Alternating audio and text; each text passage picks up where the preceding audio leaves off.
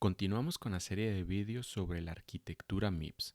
Hasta este momento hemos visto el repertorio de instrucciones, cómo está organizada la memoria, cómo acceder a esta memoria. Hemos visto un par de estructuras de datos en la memoria como son arrays y strings. Hemos visto cómo pasar del lenguaje en alto nivel al lenguaje ensamblador e incluso llegar hasta lenguaje de máquina y cómo hacer algunos programas sencillos. Continuamos ahora con la aritmética, cómo se realizan las operaciones aritméticas en arquitectura. Entonces, lo primero y lo más importante que hemos visto hasta este momento es esto: los bits son solo bits, realmente no tienen un significado inherente. Nosotros podemos leer n bits de la memoria o tener n bits en un registro y estos bits pueden representar un byte, pueden representar una palabra, es decir, 32 bits, puede ser un carácter ASCII, 7 bits, podemos tener parte de un string de caracteres, parte de un array, puede ser un número entero con o sin signo, puede ser un número en punto flotante, que esto aún no lo hemos visto, pero lo vamos a ver en este tema. Es decir, n bits pueden tener varias representaciones y dentro de las representaciones que nosotros utilizamos para números enteros tenemos varias. Por ejemplo, con 4 bits podemos tener hasta 16 combinaciones que corresponden a todas las permutaciones de los bits 0 y 1 en 4 bits. Ahora bien, ¿qué pasa con esto? Nosotros podemos hablar de una representación en solo magnitud, en donde tenemos los números del 0 al 15. Podemos hablar de una representación en magnitud y signo, complemento a 2 o complemento a 1, en donde el bit más significativo representa el signo, un 0, un número positivo, un 1, un número negativo. Podemos tener una representación en sesgo, en donde al número magnitud le vamos a restar o sumar una constante. Entonces tenemos varias representaciones y estas representaciones tienen sus pros y sus contras. Por ejemplo, la representación magnitud y signo y complemento a 1 tienen un 0 ambiguo. Tenemos dos representaciones para el 0. En el caso de complemento a 2 y sesgo, tenemos diferente cantidad de números positivos que negativos. Complemento a 2 tiene más números negativos que positivos y sesgo al revés. Entonces, ¿qué pasa? Tenemos que buscar un balance cuando necesitamos una representación. El 0 ambiguo nos puede resultar dificultoso, entonces dependiendo, pues lo podríamos querer omitir y utilizar una representación que no lo tuviera. También nos interesa tener una facilidad aritmética, que sea muy fácil sumar o que sea muy fácil comparar números. Entonces, ¿cuál representación es mejor? ¿Se puede tener todo? Pues justamente no se puede tener todo y por lo tanto la mejor representación va a depender de lo que nosotros estemos trabajando. Ahora, veamos cómo se ven estas representaciones graficadas. Entonces, ¿qué pasa con magnitud? Pues magnitud es una recta, es la línea azul que va desde 0 hasta 15, esta línea azul creciente. ¿Okay? Es una recta que va de 0 a 15, se porta bien y resulta muy sencillo trabajar con ella. ¿Qué pasa con la otra recta que tenemos paralela a ella? Pues justamente es la representación en sesgo. Entonces, si nosotros queremos algo que se comporte como la representación en magnitud, nos podría interesar la representación en sesgo. Las otras representaciones, pues justamente no tienen un comportamiento ideal. La representación de magnitud y signo, bueno, las otras tres, complemento 2 y complemento a 1, como de 0 hasta los números positivos, se comporta exactamente igual que la representación en magnitud. Pero después de allí cambia. Magnitud y signo va a caer hasta 0 nuevamente y de ahí va a empezar a caer hasta, en este caso, menos 7, dado que tenemos 4 bits. En el caso de complemento a 2 y complemento a 1, después de alcanzar el mayor de los números positivos, va a caer al menor de los negativos y de ahí va a empezar a crecer nuevamente. Entonces tiene un comportamiento al parecer un poco raro, pero justamente complemento 2 es lo que más utilizamos en aritmética porque es muy transparente. Y lo vamos a ver. Realicemos estas operaciones. Simplemente vamos a trabajar con estas representaciones a nivel de bits. Entonces, ¿qué pasa con? Vamos a hacer estas 5 sumas en binario. Entonces, si las hacemos, 1 más 1 pues da 0. Llevamos 1, 1, 1 y 0. Y al final nos queda una representación en 4 bits y no ocupamos ni siquiera un quinto bit.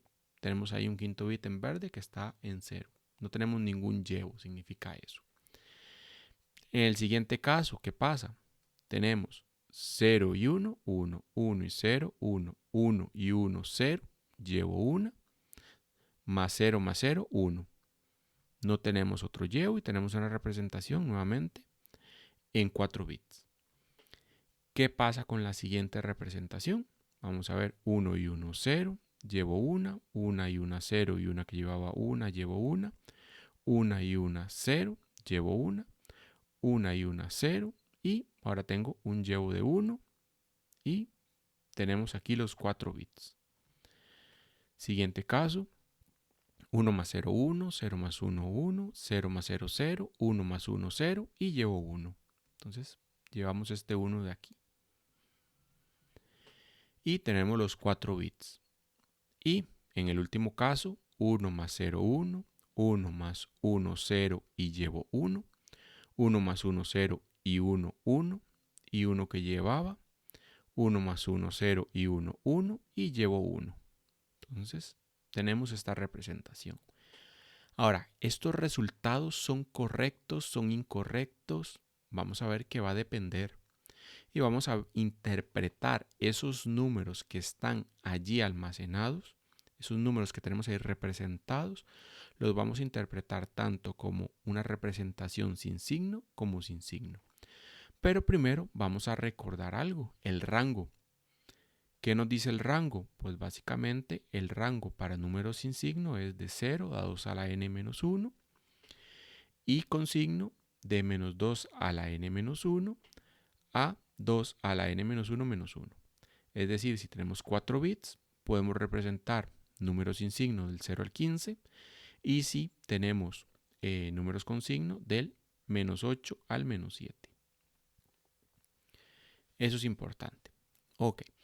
¿Qué pasa si nosotros estamos trabajando con números sin signo? Pues simplemente vamos a convertir estos números. En el primer caso, pues tendríamos 5 más 1, 6, está dentro del rango. En el siguiente caso tendríamos 6 más 5, 11, está dentro del rango. En el siguiente caso tenemos 11 más 7, 18, eso no está dentro del rango, se nos sale. El número más grande que podemos representar sin signo es el 15. En el siguiente caso tenemos 9 más 10, 19, nuevamente está fuera del rango. Y en el último caso tenemos 15 más 14, 29, que nuevamente está fuera del rango.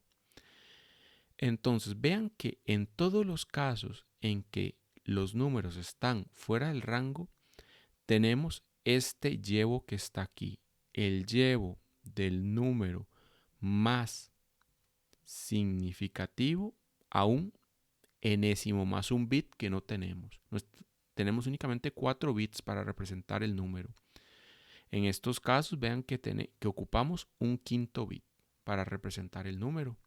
Quinto bit que no tenemos. Entonces este número no lo podemos representar. Estas operaciones, el resultado no lo podemos representar con 4 bits. Son incorrectos estos resultados. O sea, lo que tenemos aquí con 4 bits es incorrecto. Esto no es 29. Este resultado es incorrecto. Ahora, ¿qué pasa si nosotros interpretamos estos números como números con signo? Nuevamente, en el primer caso tenemos 5 más 1, 6. Está dentro del rango. Siguiente caso, 6 más 5, 11. Eso no está dentro del rango. El número más grande que podemos representar es 7, no 11. Este resultado no lo podemos representar con 4 bits para un número con signo. En el siguiente caso tenemos menos 5, esto que está aquí. Nuevamente hablamos de complemento a 2. Entonces, ¿qué tenemos que hacer en complemento a 2? Si se trata de un número negativo, tenemos que complementar ese número, que sería 1, 0, 1, 0. Esto es igual a 5, por lo tanto esto es igual a menos 5. ¿Okay? Por eso el menos 5 de aquí. Entonces menos 5 más 7, 2, eso está dentro del rango. En el siguiente caso, eso es menos 7 más menos 6 menos 13, esto no está dentro del rango. Y en el último caso tenemos que esto es menos 1 y el siguiente número es menos 2, queda menos 3 y está dentro del rango. Entonces, vamos a ver qué pasa. ¿Qué resultados están dentro del rango y cuáles no? 6 sí está, 11 no lo está, 2 sí está, menos 13 no está y menos 3 sí está. Ok, vamos a ver qué pasa con los números que no están dentro del rango. ¿Cómo podemos nosotros saber, disparar esa alerta que tenemos un número que con signo, hacemos una operación y que ese resultado no está dentro de nuestro rango? ¿Cómo lo podemos saber? Vean esto, nosotros en el caso del segundo ejemplo estamos sumando dos números positivos, acaban en 0, y el resultado es negativo, acaba en 1. Eso no puede ser. Nosotros sabemos que si sumamos dos números positivos, el resultado tiene que ser positivo. Por lo tanto, esto es nuestra alerta. Esto es nuestro indicador que el número no cabe. Y en el otro caso, estamos sumando dos números negativos, acaban en 1, y el resultado nos da positivo, lo cual tampoco tiene sentido. Esto es nuestro indicador que el número no se puede representar, que el resultado no se puede representar en 4 bits.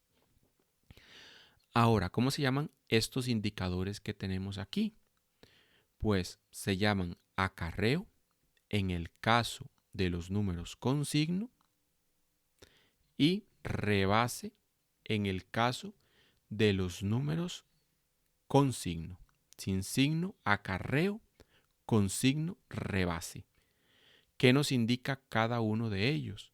Pues justamente el acarreo nos indica este llevo que está aquí. Ese es el acarreo, un llevo del enésimo bit a un enésimo más un bit que ocupamos. Ese es el acarreo. Si se nos presenta esa condición, los números, los resultados son incorrectos. Esto es incorrecto, esto es incorrecto y esto es incorrecto. Sin necesidad de pasarlo a decimal ni nada. Simplemente viendo, ocupo un bit más, no lo tengo. Entonces este resultado es incorrecto. Y en el caso del rebase, pues nuevamente veo un cambio de signo. En este caso estoy sumando dos números positivos, el resultado es positivo, está bien. En este caso sumo dos números positivos, el resultado es negativo, está mal. En este caso sumo dos números de signo opuesto, nunca va a haber rebase, entonces está bien, porque si sumamos dos números de signo opuesto, lo que realmente estamos haciendo es una resta, por lo tanto nunca va a haber rebase.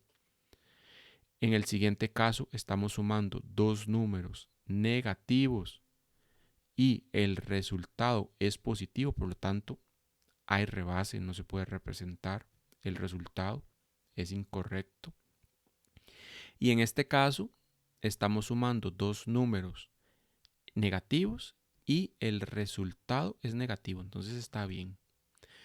Y vean también qué curioso esto. Nosotros podemos tener casos en donde el resultado para números con signo es correcto, pero para números sin signo no lo es, como este último caso. En este caso, para números sin signo es correcto, pero para números sin signo es incorrecto y para números con signo es correcto. Dos números negativos nos dan uno negativo, el resultado está bien. Sin embargo, si Si estos números yo los interpreto como números sin signo, no puedo representar el resultado. Ocupo un bit más. Y también se puede dar el otro caso. Por ejemplo, en el segundo ejemplo. El segundo ejemplo que tengo, dos números positivos me dan negativo. Entonces, por una representación con signo, el resultado es incorrecto. Pero si yo estoy trabajando con números sin signo y estos para mí son números sin signo, pues no tengo un acarreo. Por lo tanto, el resultado es correcto. Entonces, el resultado, correcto o incorrecto, va a depender de la representación que nosotros tengamos. Si se trata de números con signo o se trata de números sin signo. Entonces, nuevamente, el acarreo es diferente del rebase, no es lo mismo.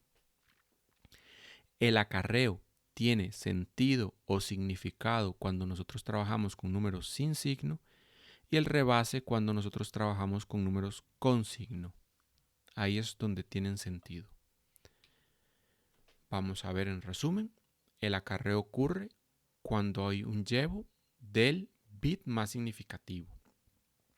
El rebase ocurre cuando hay un cambio de signo. La suma de dos positivos no pueden dar un negativo, la suma de dos negativos no pueden dar un positivo. No hay rebase cuando los números que se suman tienen signos diferentes. No puede haber rebase. No hay rebase cuando los números que se restan tienen signos iguales. ¿Por qué? Porque si nosotros restamos dos números que tienen signos iguales, pues justamente estamos haciendo una resta. Positivo menos positivo o negativo menos negativo. Estamos haciendo una resta, entonces pues justamente nos va a caber. Entonces, aquí viene un resumen de cuando hay rebase. Si nosotros estamos haciendo una suma y los números son mayor o igual que 0, hay rebase si el resultado es menor que 0. Si los números son menor que 0, hay rebase si el resultado es mayor o igual que 0. Y si estamos haciendo una resta, va a haber rebase si A es mayor o igual que 0, B es menor que 0, y el resultado va a dar menor que 0. O si A es menor que 0, B es mayor o igual que 0 y el resultado es mayor o igual que 0. En resumen, si nosotros hacemos una operación, una suma de dos números negativos, el resultado tiene que dar negativo. Una suma de dos positivos, el resultado tiene que dar positivo. Y si no se cumple eso, hay rebase. ¿Qué pasa cuando hay un rebase o un acarreo? ¿Qué pasa cuando en MIPS el resultado no nos cabe? Pues aquí tenemos que hablar de un tema que es el tema de excepciones. Que una excepción es un procedimiento no planificado que altera la ejecución del programa. ¿Qué es un procedimiento? Pues una función. Entonces, una función que nosotros no planificamos y que se va a ejecutar de forma automática, lo cual va a alterar la ejecución del programa. Podemos hablar también de interrupciones, que básicamente es una excepción que viene fuera del procesador. Entonces, ¿qué es una interrupción? Pues también un procedimiento no planificado que altera la ejecución del programa, pero que viene de una fuente externa, fuera del procesador. Una excepción viene por dentro del procesador, normalmente relacionado con software. Una interrupción va a estar normalmente relacionada con hardware. Por ejemplo, presionar el botón de reset de la computadora. Eso es una interrupción. Acaba el programa que se está ejecutando, va a llamar a una función que es la de arranque. Podemos tener otras interrupciones menos nocivas, pero justamente eso es una fuente de interrupción clarísima y la idea es que quede claro el concepto. Ahora, ¿qué pasa en MIPS con las excepciones? Nuevamente, una excepción es una llamada no esperada a un procedimiento. Entonces se va a ejecutar de forma automática. Nosotros no vamos a llamar a esa función, no vamos a ejecutar un jump and link y vamos a poner una dirección. No, se va a ejecutar de forma automática. ¿Y qué va a pasar entonces con nuestro programa?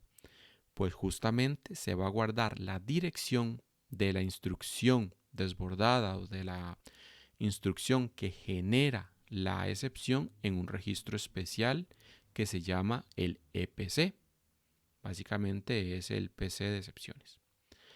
Y el procesador va a saltar a una dirección predefinida para ejecutar un código. Este código pues se va a llamar subrutina de atención de excepciones. El EPC almacena la dirección de la instrucción que genera la excepción nuevamente. No va a almacenar el PC más 4 ni el PC menos 4, no va a almacenar el PC, la dirección de la instrucción que nos está generando la excepción. Para poder leer esa dirección, podemos hacer uso o tenemos que hacer uso de la instrucción MFC0, que básicamente va a copiar el EPC en un registro de propósito general. Ahora, ¿qué más pasa con las excepciones en MIPS? Pues justamente las instrucciones add i y sub pueden generar excepciones. Las instrucciones add-u, add-iu y sub-u no generan excepciones. Pronto vamos a ver un ejemplo de esto. Y algo claro, algo muy importante es que el compilador de C solo utiliza instrucciones que no generen excepciones. Es decir, C siempre nos va a compilar utilizando add-u, add-iu y sub-u. No va a utilizar add-i y sub para justamente no generar, para que no dar la posibilidad de que se generen excepciones. La subrutina de atención de excepciones. En MIPS, básicamente en el caso de la subrutina por desborde aritmético, cuando esa está la causa de la excepción, se encuentra en la dirección 0x80000180. Se encuentra en esa dirección. O sea, es decir, se da un desborde, el procesador va a agarrar, va a guardar la dirección de la instrucción que generó el desborde, que generó la excepción en el EPC y va a saltar a esa dirección. Algo importante es que justamente es un procedimiento no planificado. Nosotros no estamos planificando que se genere la excepción. Por lo tanto, una subrutina de atención de excepciones no tiene permiso de cambiar ningún registro, ni registros T, ni V, ni A0, ni ninguno. Solo puede cambiar los registros K0 y K1, que son los registros kernel que se reservan para el sistema operativo. Nosotros pues tendremos que regresar de la subrutina de atención de excepciones y para ello vamos a leer el EPC y lo vamos a guardar en algún registro K0 y K1 y vamos a saltar de allí con la instrucción JR. ¿Ok? Entonces vamos a ver esto en vivo o un poco en vivo. Entonces vamos a utilizar un código súper sencillo que es este que está aquí. Entonces en este código que tenemos, pues básicamente vean, tenemos dos variables X y Y. X es el número positivo más grande que yo puedo tener en MIPS. ¿Okay? Ese es 0x7ffff. Y Y es 1. Eso lo podemos ver en las líneas 14 y 15. Entonces, ¿qué hace el programa a partir de la línea 4?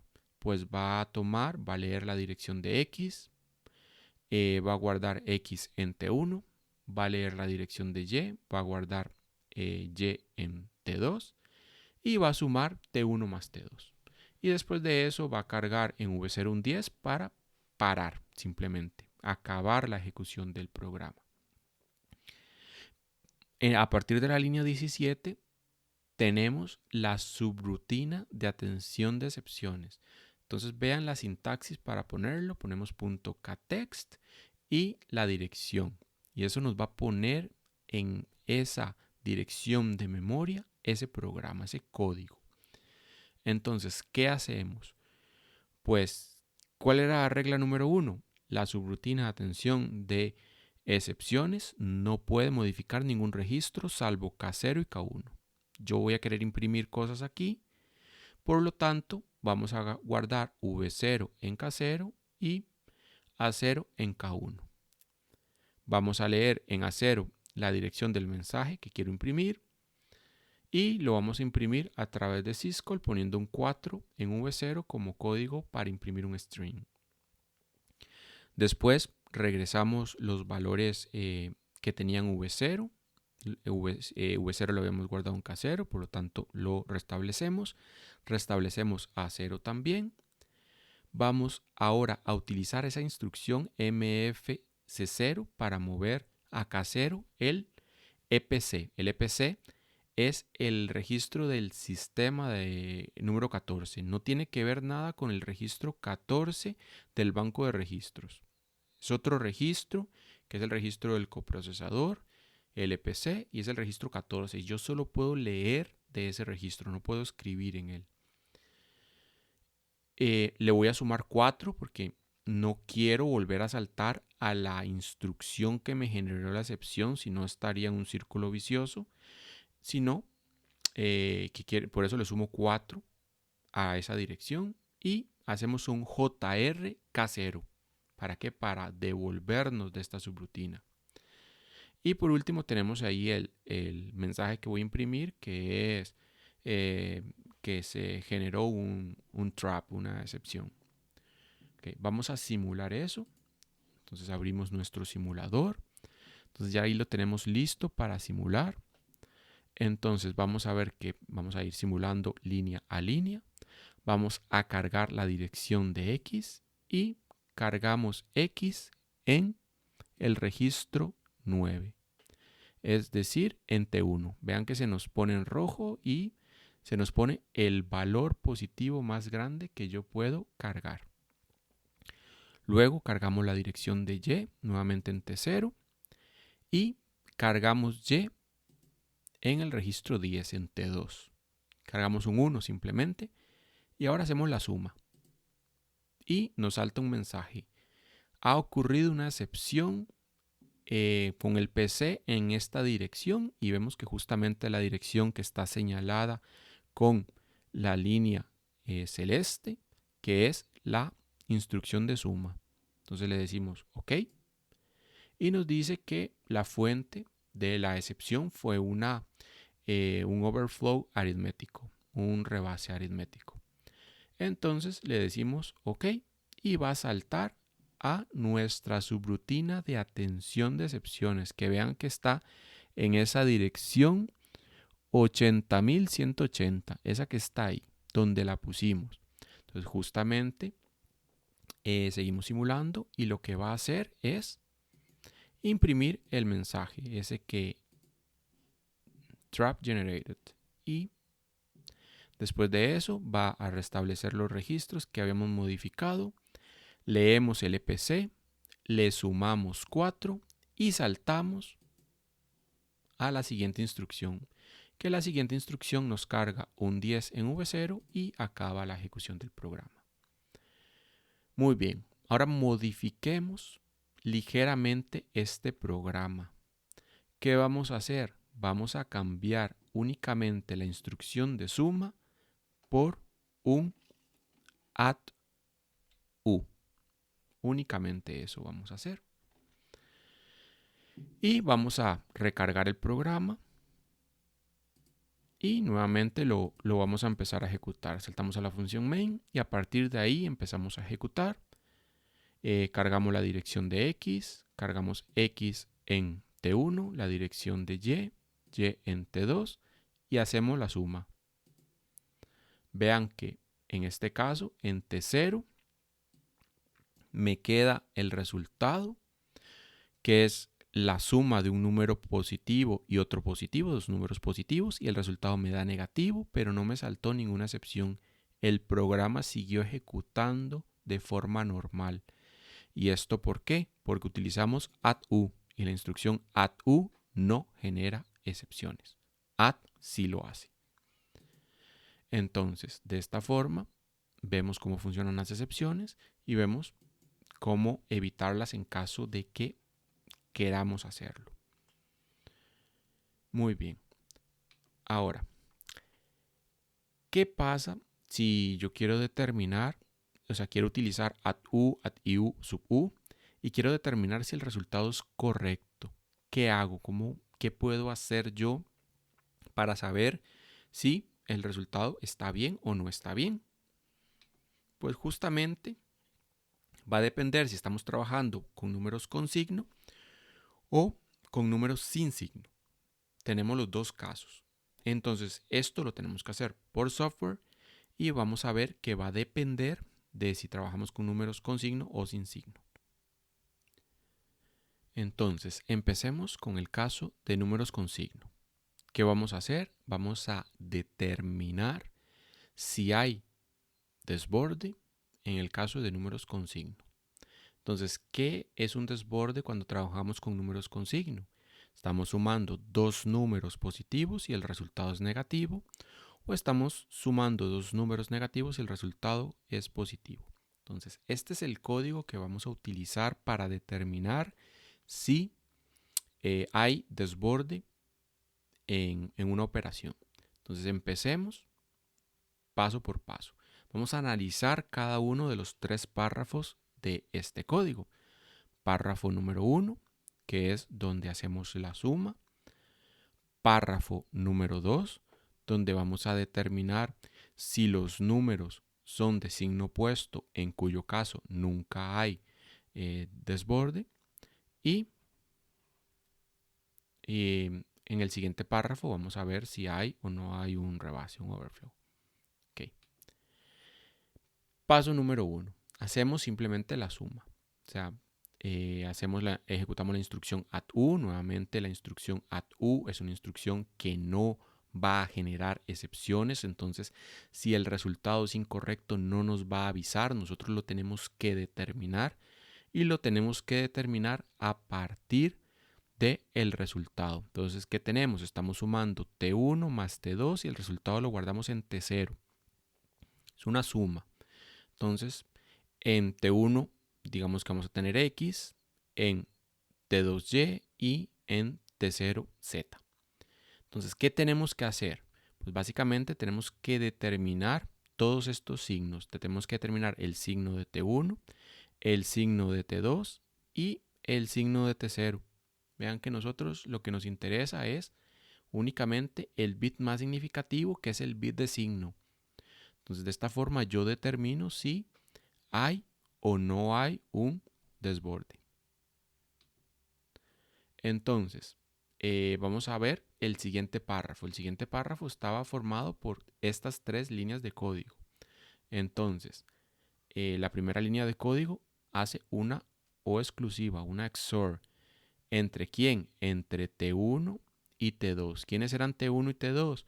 ¿Qué estamos haciendo nosotros? Estamos haciendo la suma, el resultado lo estamos guardando en T0 y estamos haciendo la suma de T1 más T2. Eso es lo que estamos haciendo. Nunca perdamos esto, que esto es lo que estamos haciendo. Estamos haciendo esta suma y queremos saber si el resultado que queda en T0 es correcto. Estamos trabajando para números con signo. Entonces, ¿qué pasa con la O exclusiva? Vamos a ver. Recordemos la O exclusiva. Entonces, la tabla de verdad de la O exclusiva la tenemos aquí en este cuadrito celeste que está por aquí. Y básicamente lo que nos interesa son los bits más significativos, que son los bits de signo. Entonces, ¿qué tenemos aquí? Si los signos son iguales, una O exclusiva de 0 y 0 nos da 0. Una O exclusiva de 1 y 1 nos da 0 también. Y si los signos son diferentes, si T0 es positivo, perdón, T1 es positivo y T2 es negativo o al revés, pues la O exclusiva nos va a dar 1. Entonces vean qué interesante esto. Este W que está aquí, que es lo que estamos almacenando en T3, es un registro temporal que estamos utilizando para almacenar el resultado de la O exclusiva, únicamente para eso.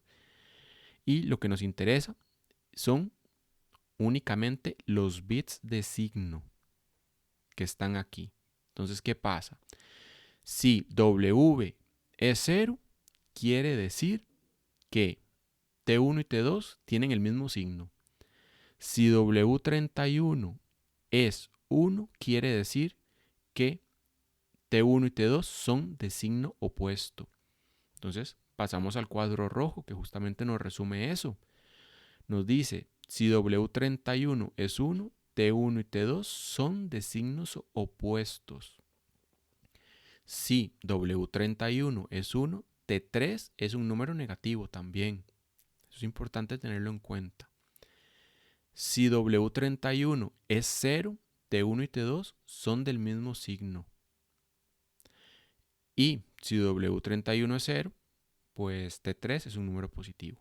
Estos son cosas que tenemos que tener en cuenta para entender las otras dos líneas de código. Entonces, cosas importantes que dijimos antes, que si los números que nosotros sumamos son de signos opuestos, es imposible que haya desborde. Entonces, justamente si son de signo opuesto, no hay desborde. No lo hay. Imposible. Entonces, ¿cómo sabemos que son de signos opuestos? Porque W31 es 1. ¿Y qué implica que W31 sea 1? Implica que T3 es un número negativo. Entonces, justamente por eso hacemos esta comparación que está aquí. SLT T3, si T3 es menor que 0, entonces vamos a poner un 1 en T3 si T3 es negativo. ¿Y qué implica que T3 es negativo? Que W31 es 1. ¿Y qué implica que W31 es 1? Que son de signos diferentes. Por lo tanto, si T3 es 1, quiere decir que vamos a saltar si T3 es diferente de 0 a no desborde. Ese es nuestro razonamiento. Hacemos la O exclusiva y nos interesa el bit de signo. Si W31 es 1, quiere decir que T1 y T2 son de signos opuestos, por lo tanto, no hay desborde. Y si W31 es 1, quiere decir que T3 es un número negativo, por lo tanto es un número menor que 0. Por lo tanto, el SLT nos va a poner un 1 en T3. Y vamos a saltar a no hay desborde. ¿Ok? No es el caso. Digamos que son del mismo signo. Entonces viene el siguiente párrafo, las otras tres líneas de código. Que las otras tres líneas de código lo que hacen es analizar ese caso. Entonces vean que, nuevamente, recordemos que no perdamos de vista que lo que estamos haciendo es T0 igual a T1 más T2. Lo que estamos haciendo. Y todo este programa es para saber, bueno, todo este programa son 6 líneas de código, es para saber si T0 tiene el resultado correcto o no. ¿Ok? Para números con signo. Entonces, ¿qué hacemos ahora? Ahora lo que vamos a hacer es ver el signo del resultado y de uno de los operandos. Si llegamos a estas tres líneas de código, sabemos que T1 y T2 tienen el mismo signo. Entonces, ahora nos interesa comparar los signos del resultado con cualquiera de ellos, porque da igual, tienen el mismo signo. Entonces, nuevamente hacemos la O exclusiva y guardamos el resultado en T3 de T0, que es el resultado de la suma, y uno de los operandos. ¿Y ahora qué hacemos? Pues nuevamente nos fijamos en el bit de signo, en los X, Y y W31. Entonces, ¿qué tenemos aquí? Si el resultado de la O exclusiva es 0, quiere decir que los signos son iguales. Si el resultado de la O exclusiva es 1, quiere decir que los signos son diferentes. ¿Ok? ¿Y por qué eso es importante? Porque justamente si los signos son diferentes, quiere decir que hay un desborde. Si nosotros sumamos dos números positivos, el resultado tiene que ser positivo, no puede haber una diferencia de signo. La suma de dos números negativos tiene que dar un número negativo, no puede haber una diferencia de signo. Entonces, en este caso, si W31 es 1, T0 y T1 son de signos opuestos, es decir, hay desborde. Y si W31 es 1, T3 es un número negativo. Y en el caso de que sea 0, también es válido. Si W31 es 0, T0 y T1 son del mismo signo, por lo tanto no hay desborde. Y si W31 es 0, T3 es un número positivo. Entonces, hacemos la O exclusiva y preguntamos utilizando el SLT. Set less than T3 si T3 es menor que 0. Entonces vamos a tener en T3 un 1 si los signos son diferentes. Entonces, si T3 es 1, es diferente de 0, por lo tanto vamos a saltar, en este caso, a overflow, es decir, a desborde. Si T3 es 1, hay desborde. Entonces, con estas líneas de código podemos determinar si hay desborde o no en el caso de números con signo. Okay, ahora vamos a hacer una pequeña digresión antes de pasar a los números sin signo. Con la función no, el not, lo que nosotros decimos invertir. Para nosotros, pues justamente la tabla de verdad, donde hay un 0 pongo un 1, donde hay un 1 es un 0. Pero matemáticamente, ¿qué está pasando? ¿O qué hace el procesador con esto? ¿Cómo se define realmente la función no? La función no se define como 2 a la n menos 1 menos el número que deseo complementar, que deseo invertir, al que deseo calcularle la función no. Entonces, por ejemplo, digamos que tenemos o queremos calcular no de este número de 0,1, 0,1. Nosotros lo haríamos muy fácil y decimos donde hay un 0 ponemos un 1 y donde hay un 1 ponemos un 0 y ya invertimos. Pero ¿cómo hacemos eso en el procesador? ¿Cómo hace o matemáticamente cómo se hace eso? Pues justamente matemáticamente esta función sería agarrar, en este caso como son 4 bits, sería 2 a la 4 menos 1, que esto es igual a 15, que en binario pues son todos unos, y vamos a restarle el número que deseamos complementar, en este caso 0,1,0,1. Entonces 1 menos 1, 0, 1 menos 0, 1, 1 menos 1, 0, 1 menos 0, 1. Y de esta forma obtenemos el inverso. ¿Okay? Cosa importante, 2 a la n menos 1 es igual a n dígitos mayores. Al ser base 2, corresponde a n unos. Entonces, en este caso, 2 a la 4 menos 1 va a corresponder a 4 unos. ¿Okay? 2 a la n menos 1 también es el número más grande sin signo que se puede representar con n bits. ¿Se acuerdan del rango para números sin signo? ¿Cuál era? De 0 a 2 a la n menos 1. Ese era el rango. Este es el número más grande que podemos representar con n bits. Y justamente corresponde a n unos. Okay. Es importante tener esto claro para entender cómo determinar si hay acarreo en el caso de una suma de números sin signo. Entonces, nuevamente, aquí nosotros estamos calculando la suma de T1 y T2 y estamos guardando el resultado en T0.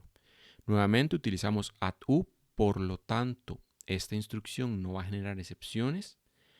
Y en este caso nosotros vamos a decir que los números que estamos utilizando son números sin signo. Entonces, ¿qué pasa con esto? ¿Qué hacemos? Vamos a ver. Calculamos el NOR. ¿Por qué el NOR? Porque nosotros queremos calcular el NOT. En MIPS vamos a recordar que no tenemos la instrucción NOT. Entonces, dado que no tenemos la instrucción NOT, tenemos que utilizar la NOR con 0, que NOR con 0 era invertir, básicamente. ¿Okay? Entonces, básicamente lo que estamos haciendo aquí es en T3, almacenando NOT T1, es decir, la función no de T1. Eso lo tenemos almacenado en T3. Muy bien. De lo que dijimos antes, ¿qué significa not de T1? Significa, dado que los registros son de 32 bits, esto sería 2 a la 32 menos 1 menos T1. Lo que tenemos almacenado en T3 matemáticamente es esto. 2 a la 32 menos 1 menos T1. ¿Okay? Que lo vamos a ver como donde hay un 1 pongo un 0, donde hay un 0 pongo un 1. De acuerdo, pero matemáticamente lo que tenemos es eso.